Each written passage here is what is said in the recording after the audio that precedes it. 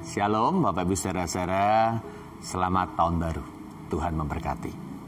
Hari ini di dalam awal komsel kita, saya ingin kita merenungkan bersama dari Roma pasal yang ke-12 ayat 13 hingga yang ke-21. Saya akan bacakan buat Anda. Roma 12 ayat 13 berkata demikian, bantulah dalam kekurangan orang-orang kudus dan usahakanlah dirimu untuk selalu memberikan tumpangan. Berkatilah siapanya menganiaya kamu, berkatilah dan jangan mengutuk. Ayat 17, saya loncat ke sana. Janganlah membalas kejahatan dengan kejahatan, lakukanlah apa yang baik bagi semua orang. Sedapat-dapatnya, kalau hal itu bergantung padamu, hiduplah dalam perdamaian dengan semua orang. Saudara-saudaraku yang kekasih, janganlah kamu sendiri menuntut pembalasan, tetapi berilah tempat kepada murka Allah. Sebab ada tertulis, pembalasan itu adalah hakku. Akulah yang akan menuntut pembalasan, firman Tuhan. Tetapi jika setermu lapar, berilah dia makan. Jika ia haus, berilah dia minum. Dengan berbuat demikian, kamu menumpukkan bara api di atas kepalanya. Janganlah kamu kalah terhadap kejahatan, tetapi kalahkanlah kejahatan dengan kebaikan. Di dunia ini, manusia bisa dibagi menjadi 4 golongan. Golongan yang pertama saya sebut dengan orang yang tidak mau dirugikan dan tidak mau merugikan orang lain. Ini adalah tipe manusia biasa-biasa. Golongan yang kedua adalah orang yang berkata tidak mengapa rugi, asal orang lain juga rugi. Tidak apa saya dirugikan, tapi saya mau balas orang itu juga rugi. Sama-sama hancur, sama-sama lebur. Ini orang duniawi. Golongan yang ketiga adalah orang yang berkata saya nggak mau rugi, bahkan saya mau merugikan orang lain. Ini orang tipe jahat, ya, bangke. Saudara, tipe orang yang keempat adalah orang yang berkata nggak mengapa saya rugi, yang penting orang lain dapat untung. Nggak mengapa saya celaka, yang penting orang mendapat berkat. Orang inilah yang dipanggil untuk menjadi serupa Kristus. Orang inilah manusia rohani yang ingin mengalami akan kasih karunia Tuhan dalam hidupnya. Bapak Ibu Saudara-saudara, Roma 12 ayat yang ke-14 berkata bahwa kita perlu untuk memberkati orang dan jangan mengutuk. Artinya bahwa Anda dan saya diciptakan Tuhan untuk menjadi saluran berkat. Kita dicipta untuk memberkati. Gak mengapa rugi, yang penting kita bisa jadi berkat. Jangan sampai kita kemudian menuntut pembalasan, karena pembalasan adalah hak Tuhan. Yang menjadi hak kita, yang menjadi urusan kita cuma satu, menjadi berkat, membawa berkat. Saudara, konteks daripada ayat ini menjelaskan bagaimana sebuah komunitas di sana terjadi ada seseorang atau sekelompok orang yang memunculkan yang namanya kejahatan. Ketika seseorang memberikan sebuah kejahatan, saudara-saudara, maka benih kejahatan itu menjadi umpan bagi orang yang lain untuk membalas kejahatan dengan kejahatan. Atau kalau dia nggak bisa membalas, dia kemudian melimpahkannya kepada orang-orang yang ada di sekelilingnya. Kita akrab dengan pria-pria yang dianiaya atau mengalami kesulitan dalam dunia kerja. Begitu masuk rumah, dia tumpahkan kekesalannya kepada orang-orang yang ada di rumahnya. Kejahatan dia tidak bisa balas, ditumpahkan kepada orang yang lain. Dan demikianlah anak itu kemudian kesal dengan orang tuanya, ditumpahkan kepada teman-temannya.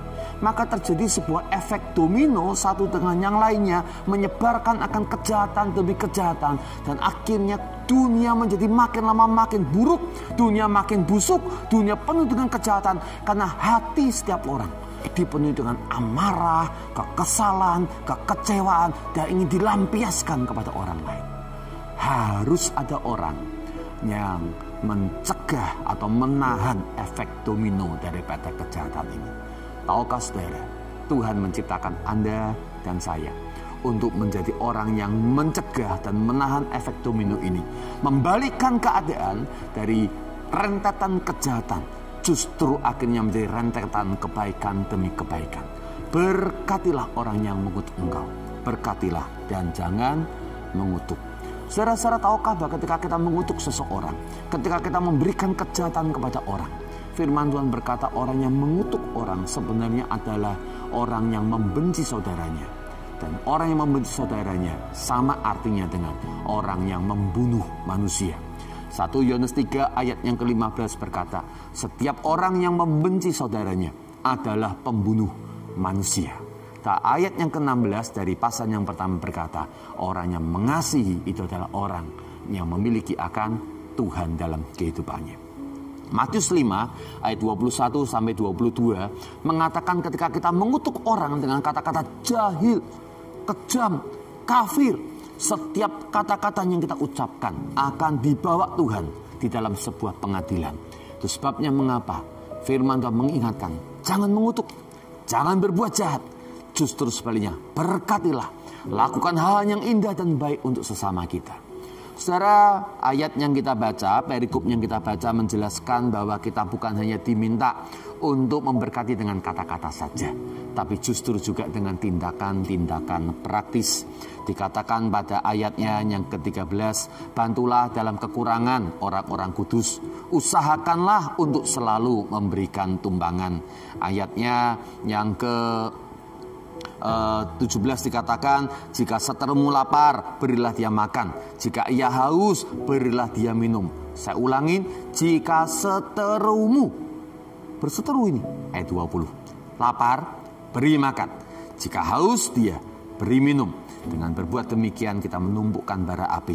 Janganlah kamu kalah terhadap kejahatan, tetapi kalahkanlah kejahatan dengan kebaikan. Saudara saya yang dikasihi Tuhan, kita punya kuasa untuk menciptakan keadaan. Menciptakan keadaan yang buruk menjadi keadaan yang bagus. Kita punya kuasa untuk membuat dunia menjadi lebih baik. Dunia yang penuh dengan kata-kata yang saling memberkati satu dengan yang lainnya. Cukup komunitas yang penuh dengan celaan, cercaan, makian, kata-kata olok-olokan. Cukup sudah. Anda harus masuk dalam panggilan Tuhan untuk mengucapkan kata berkat. Tema tahun ini, saudara-saudara, untuk gereja kita adalah speak out. Kita diminta untuk speak up, mengatakan perkara-perkara yang baik atas gereja kita, atas komunitas kita. Katakan perkara-perkara yang memuliakan Tuhan, dan kita akan menciptakan keadaan dunia yang lebih baik, mendatangkan kerajaan Tuhan bumi seperti di surga. Firman Tuhan berkata, sedapat-dapatnya jika hal itu bergantung padamu, ya, hiduplah dalam perdamaian dengan semua orang. Ciptakan perdamaian, ciptakan suasana penuh dengan kasih, ciptakan suasana surga di tengah-tengah komunitas kita, keluarga Anda, tempat kerja Anda mungkin, masyarakat sekeliling Anda, juga gereja kita. Saudara, saya ingin menciptakan sebuah kisah untuk menutup akan perenungan kita hari ini. Sebuah kisah dari sebuah perusahaan diceritakan, saudara-saudara, dalam tradisi mereka old and new, pergantian tahun seperti yang barusan kita lewatin beberapa hari yang lalu.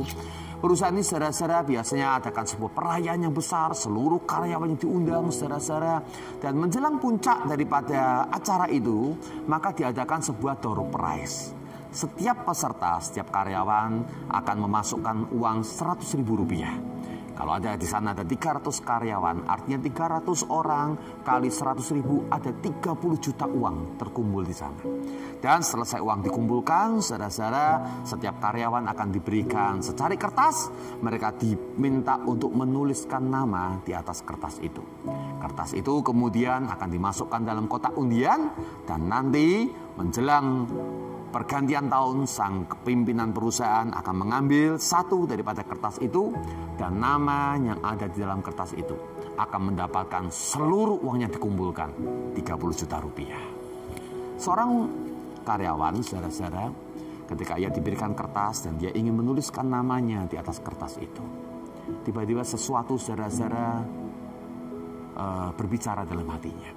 Dia teringat ada seorang ibu di dalam kantornya, saudara-saudara, yang barusan mengalami sebuah musibah. Anaknya barusan kecelakaan dan kemudian dia membutuhkan biaya yang sangat besar. Dan sementara dia mau menuliskan namanya, dia teringat akan ibu itu. Dan hatinya berkata, saudara-saudara, mengapa saya tidak mau belajar untuk memberkati ibu ini? mungkin tidak bisa mendapatkan door prize-nya, tapi minimal saya sudah berusaha untuk memberkati ibu itu. Jadi akhirnya dia urungkan niatnya untuk menulis namanya. Dia tulis nama ibu itu di atas kertas yang ada, lalu dilipat, lalu dimasukkan di dalam kotak undian itu. Menjelang akhir daripada perayaan, benar saudara-saudara, kotak undian siap untuk dibuka. Sang pimpinan perusahaan ada di belakangnya, lalu kotak undian dikocok, semuanya antusias. Siapa yang bisa mendapatkan uang 30 juta rupiah? Lumayan, enggak sedikit juga. Jadi ketika dikocok, semuanya saudara-saudara antusias. Lalu sang pemimpin itu ambil satu kertas, lalu kemudian dia buka, dan kemudian dia bacakan namanya. Yang berhak mendapatkan undian adalah, saudara tahu siapa yang mendapatkan? Persis ibu yang mengalami musibah itu. Dia mendapatkan 30 juta rupiah. Wah, semua orang bertepuk tangan. Ibu itu dengan terharu mengucap syukur kepada Tuhan, berkata, wah puji Tuhan, saya mendapatkan sebuah mukjizat, saya dapatkan uang 30 juta rupiah. Singkat cerita, saudara-saudara, acara kemudian selesai, dan sang pemuda yang tadi menuliskan nama daripada ibu itu, dia terkagum-kagum. Wow, Tuhan luar biasa, bisa membuat sebuah keajaiban dengan cara memberkati akan ibunya membutuhkan ini. Kebetulan dia panitia, saudara-saudara, jadi dia punya kesempatan untuk mendekati akan kotak undian itu. Lalu dia buka, dia pengen tahu sebenarnya teman-temannya tulisnya namanya apa, saudara. Jadi waktu dia buka, dia lihat kertasnya satu persatu, dia buka, dan dia heran. Ternyata semua kertas hanya ada satu nama yang dituliskan, nama ibu itu. Ternyata keajaiban itu muncul karena semua orang di dalam komunitas perusahaan itu memiliki hati untuk memberkati. Sebabnya mengapa ibu itu mengalami keajaiban dari acara tersebut. Bapak Ibu saudara-saudara, Tuhan memberikan Anda setiap orang membutuhkan keajaiban. Setiap orang mengharapkan mujizat. Tapi seringkali Tuhan titipkan mujizat dan keajaiban itu melalui Anda dan saya. Ketika kita berkata, saya dipanggil Tuhan untuk memberkati dan bukan mengutuk, untuk menjadi saluran berkat dan bukan merugikan orang, keajaiban akan terjadi atas rumah tangga Anda. Suasana kantor Anda akan berubah, masyarakat di sekeliling Anda akan berubah, gereja kita akan berubah, tatkala setiap kita mau untuk saling memberkati. Mari kita tundukkan kepala, kita datang kepada Tuhan di dalam doa. Kami bersyukur Tuhan, karena Engkau menciptakan kami untuk menjadi saluran berkat. Ketika dunia ini terjadi efek domino kejahatan demi kejahatan, Engkau menciptakan dan memanggil kami untuk menahan akan efek domino kejahatan itu dan membalikkan keadaan untuk membuat dunia yang lebih baik. Kerajaan sorga turun ke bumi ini ketika kami menjadi orang-orang yang serupa dengan Engkau. Bapa Surgawi, kami tidak ingin keluar dari panggilan yang mulia ini. Kami justru sebaliknya antusias untuk hidup dalam panggilan yang luar biasa ini. Sedapat-dapatnya, jika bergantung kepada kami akan stop efek kejahatan dan kami akan balikkan keadaan untuk memberkati, baik melalui kata-kata maupun melalui tindakan-tindakan praktis. Berkati kami Tuhan Yesus, tahun 2020 ini menjadi sebuah tahun perubahan, karena dimulai kami yang berubah, maka komunitas kami pun akan berubah. Berkati setiap yang telah mendengarkan kebenaran firman, di dalam Yesus Kristus, turun berkat Tuhan yang menjadikan engkau saluran berkat dimanapun Tuhan menempatkan engkau. Di dalam Yesus Kristus, amin. Tuhan memberkati saudara.